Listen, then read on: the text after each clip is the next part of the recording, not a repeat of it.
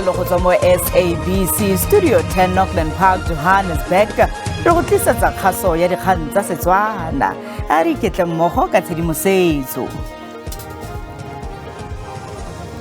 Mo kgasong eno re utlwa fa Komishene ya Madlanga e utlwile gore pego ya ga Andrea Johnson ya gore setlankana se se kaelang tiro ya IDEC se ne se thadilwe fela e se boammaruri. Mayor wa eThekwini Cyril Xaba a re lesola mo lekgotla wa ANC Khekhe Khwela ke tatlhegelo e seng kana ka sepe go lekoko le baagi. My colleague Mr. Nel correctly referred to it as an application by ambush because we don't know what we need to meet. Babueledi ba motlatsa mookamedi wa EMPD wa sekegilweng Julius Mkhwanazi ba nganga ka gore moelelwa wa bone ga a tshwanela go lebanwa ke karolo ya borataro ya molato wa polao.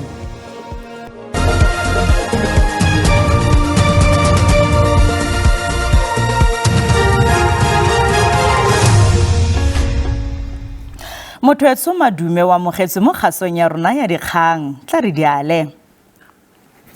Pegelo ya bobedi ya nakwana ya Komishene ya Madlanga e netsweng kantoro ya mopresidente ka motsheganong wa monongwaga a le malatsi a le 29 ya tlanegisitse gore go tsewe dikgato go ya pele kgatlhanong le lepodisi legolo Lieutenant General Shadrack Sibiya, Sarasanta Fanny Nkosi yo go tweng ke mogokaganyi wa merero ya sepolotiki Brown Mogotsi ga mmogo le yo itsegeng ka Witness G. Seno se senotswe mo pegelong ya kantoro ya mopresidente mosong ono. Maungo a tiro ya Komishene ya Madlanga a simolola go bonala jaaka bangwe ba tla tshwanelwa ke go rwala maikarabelo a dikgato tsa bona. Mo nakong eno, pegelo ya nakwana e tsepamisitse ditshitshinyo tsa yona go batho ba le bane go akaretsa le motlatsa mo komishenara yo sekegilweng mo Lieutenant General Shadrack Sibiya. Se ke jaaka kantoro ya mopresidente e ribolotse gore Sibiya ke karolo ya setlhopha sa maina a le mane a go kailweng gore go tsewe dikgato go ya pele kgatlhanong nao mme tsona di ka akaretsa go tlhatlhelwa ga ditatofatso tsa bosenyi fa go na le bopaki jo bo lekaneng. In respect of the South African Police Service, based on prima facie evidence, and with one exception, confirms these recommendations now that the relevant implicated parties have appeared before the Commission to give evidence. The report also sets out new recommendations and referrals made by the Commission on the basis of evidence heard since the start of 2026. Kaelo eno e ntšha e botlhokwa ka ntlha ya fa ditshitshinyo jaanong di sa tlhole di totile ba go tsewang e le batlhankedi ba maemo a kwa tlase mme di akaretsa le bangwe ba go tsewang e le ba maemo a kwa godimo mo sepodising sa naga.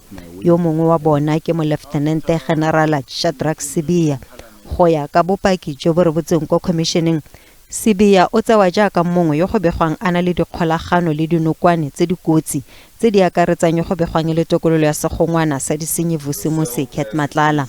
Fa go lebilwe le morago leno, Sibiya yo samaganeng ka nosi le ditokete di le 21 tsa setlhopha se se samaganeng le dipolao tsa sepolotiki PKTT o mo mathateng ka ntlha ya yona kgang eno. I just feel that I'm being punished for being effective.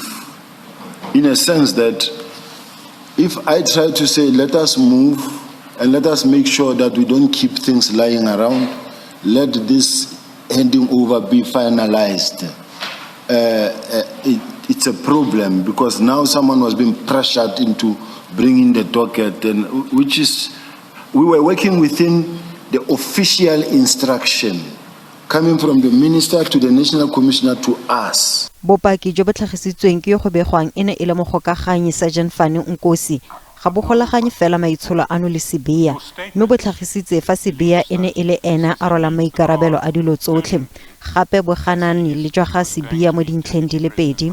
Ya ntlha gore Nkosi ene e se mogokaganyi, ya bobedi Nkosi o ne a sa tseye ditaelo go tswa kwa go ena. Says you were never in his office, you weren't working in his office. Is that true or false? That's false. How often have you been in his office? Many times, more than I can count. Kgato e e latelang e lebeletswe go tswa kwa setlhopheng sa tiro sa sepodisi se se ka ga ditshitshinyo tsa Komishene ya Madlanga. Kgabagare Komishene ya Madlanga e utlwile gore pego ya mookamedi wa pele wa IDEC Advocate Andrea Johnson ya gore setlankana se se kaelang tiro ya IDEC se ne se thadilwe fela se ise se amogelwe ga se boammaaruri ka ntlha ya fa tshedimosetso e supa fa setlankana seo se amogetswe ebile se saenilwe le go neelwa badiri ba IDEC. Jaaka fa Komishene ya Madlanga e tsweletse go sekaseka ditatofatso tse ba le mokgwa o IDEC e neng e rarabolola dikgetsi tsa botlhodi jwa bosenyi ka teng go runtse dipotso tse dintšhwa tse di lebisitseng go moeteledipele wa IDEC moadvokata Andrea Johnson.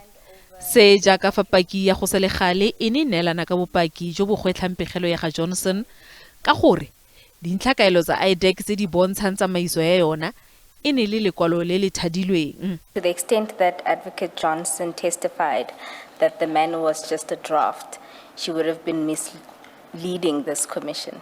Well, at its lightest, she would have lied to this commission. Yeah, I don't understand why she said that.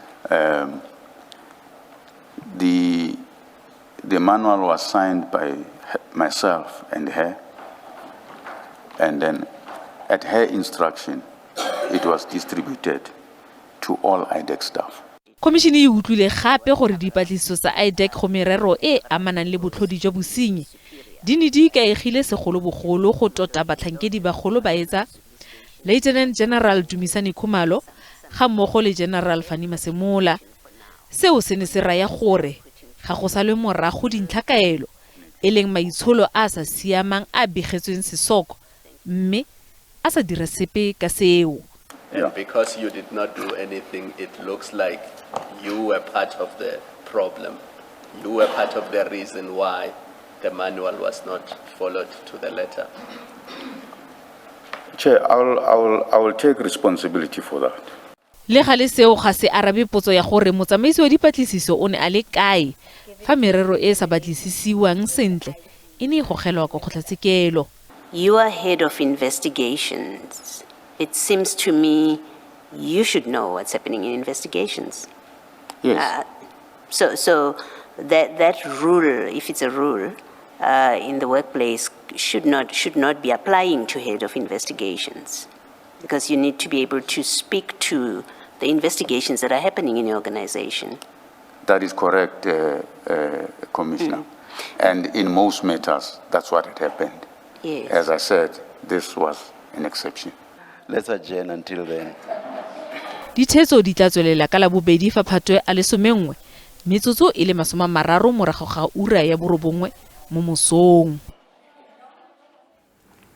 Meyara wa eThekwini Cyril Xaba o tlhalositse polo ya molekgotla wa ANC KK Khwela e le tatlhegelo e seng kana ka sepe go lekoko le baagi. Khwela o boleilwe ka go thuntsiwa kwa Clarwater gaufi le Marion Hill kwa bophirima jwa Durban go sa le gale gompieno. We have received the news with shock. We are all saddened by what happened this afternoon. Councillor Khwela was a dedicated cadre of this movement who served his people with distinction. This is indeed a loss not only to the African National Congress, but to the community he served. We were told that the police have taken over the scene, which suggests the commencement of investigation.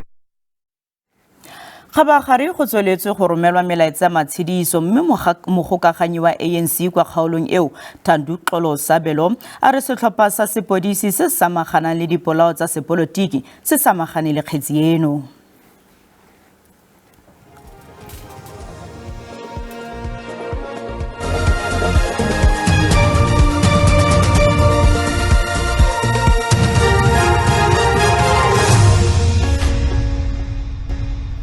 motho etsho re santse re le mmogo babueledi ba motlatsamookamedi wa EMPD yo a sekegilweng Julius Mkhwanazi ba nganga ka gore muelelwa wa bone ga a tshwanela go lebanwa ke karolo ya borataro ya molato wa polao ba nganga gore go ya ka puso lekwalo la ditatofatso le tlhalosa gore Mkhwanazi o gorogile kwa lefelong la polao morago ga gore Emmanuel Mbese a ketikiwe le go bolawa ka 2022.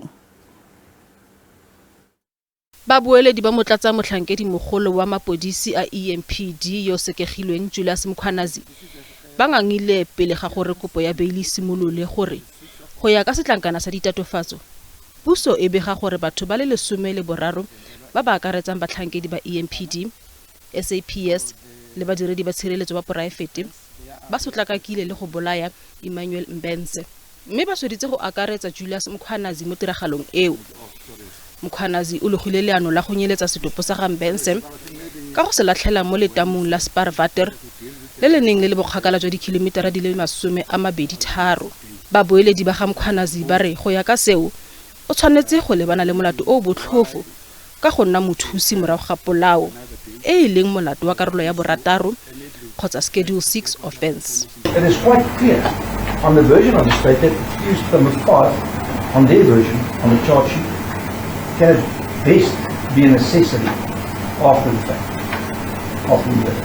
That is not a Schedule 6 offense. The state, with the greatest respect, are playing games. They're not open and giving you a proper charge sheet. I don't want to go even through the charge sheet. It's vague and it's embarrassing. But that's their charge sheet. That's the charges they, or the basis and the summary, the state based their case on, which they opposed as a bail application. My little colleague Mr. Nel correctly referred to it as an application by ambush because we don't know what we need to meet. The state says, show us your cards, we will decide upon that whether and how and on what basis we're going to oppose the application.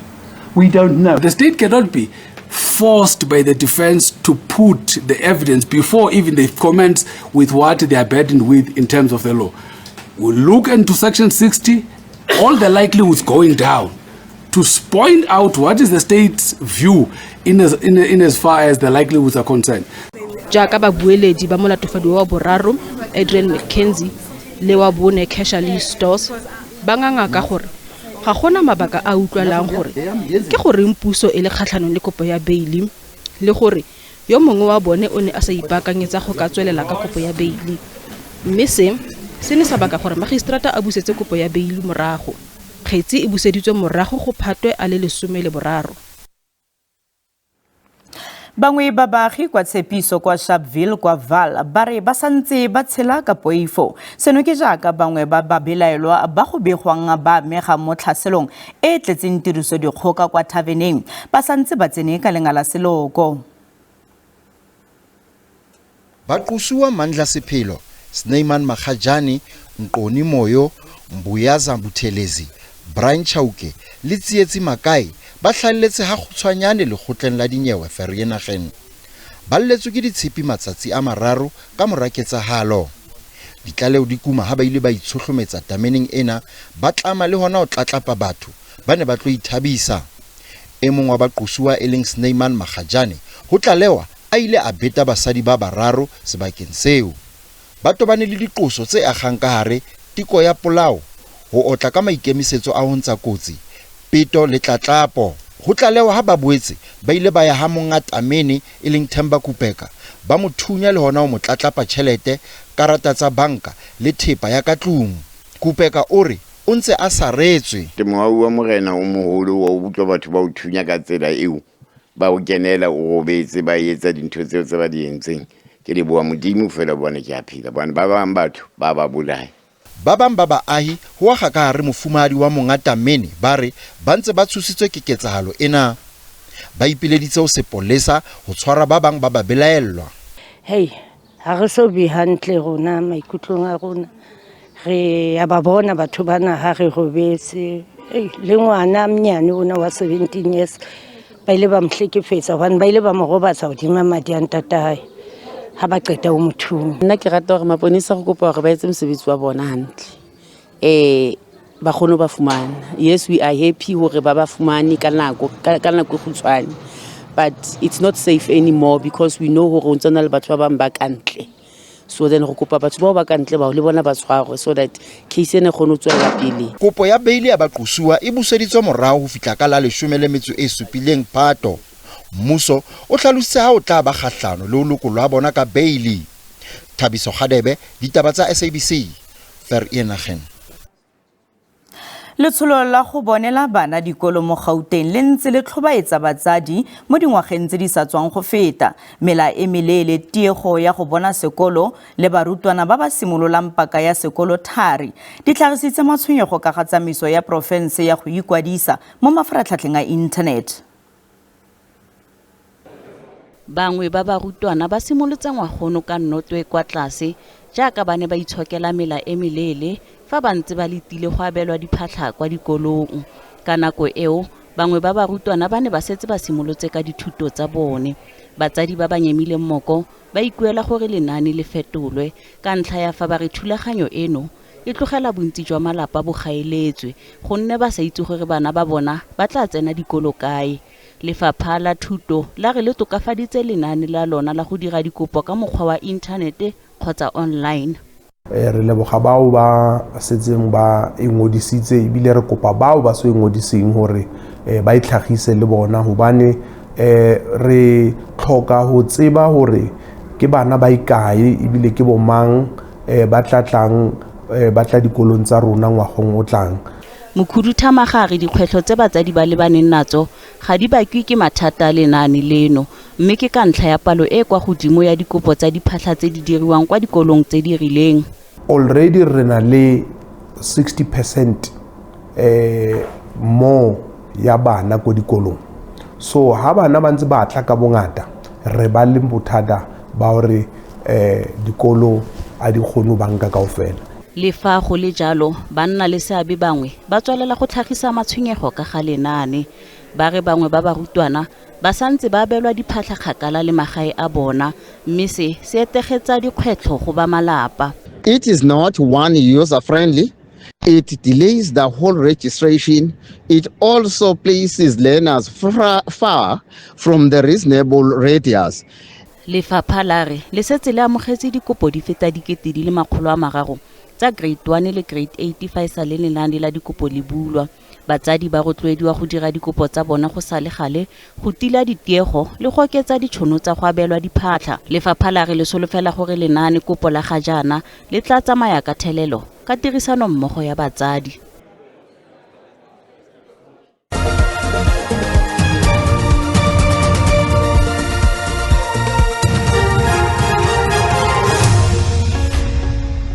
Motho re santse re le mmogo.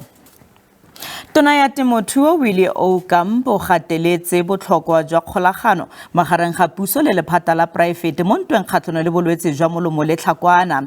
Seno ke jaaka lefapha le solofetse gore bona meento e le dimilione di le 4 ya bolwetse jwa molomo le tlhakwana go ralala naga mme e tla rolelwa le lephata la poraefete. Ka sepheo sa ho lwantshana le diphephetso tseo bahlahisi ba dijo ba kopanang le tsona, letsatsi la pele la kopano ena le bile le dipuisano pakeng tsa ditsebi lekaleng la tsa temo, dihwai le ditho tsa mmuso.